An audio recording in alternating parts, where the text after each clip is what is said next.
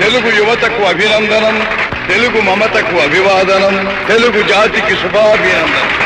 ఈ తెలుగుదేశం శ్రామికుడి చెమటలో నుంచి, కార్మికుడి కరిగిన కండరాల్లో నుంచి, రైతు కూలీల రక్తంలో నుంచి ఘన కీర్తి సాంద్ర విజితాఖిలాంధ్ర జనతా సుధీంద్ర.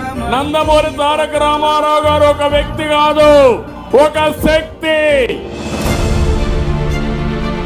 మళ్ళీ నాకు పునర్జన్మ అంటూ ఉంటే తెలుగు గడ్డపైనే పుట్టాలని భగవంతుని మనస్ఫూర్తిగా కోరుకుంటున్నా.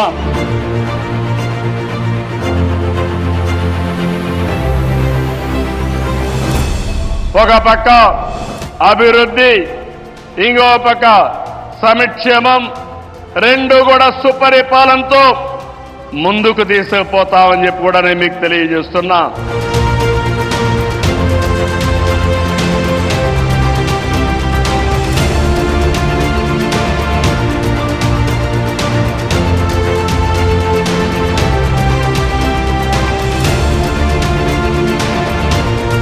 ప్రపంచంలో 30% అగ్రస్థానంలో తెలుగు జాతి ఉండాలి.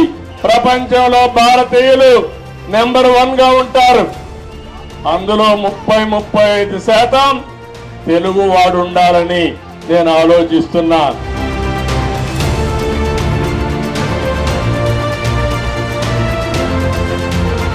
పార్టీ పెట్టడానికి హిస్టరీ ఉండాలా, పార్టీని సమర్థవంతంగా నడిపించేదానికి క్యాలిబర్ ఉండాలా.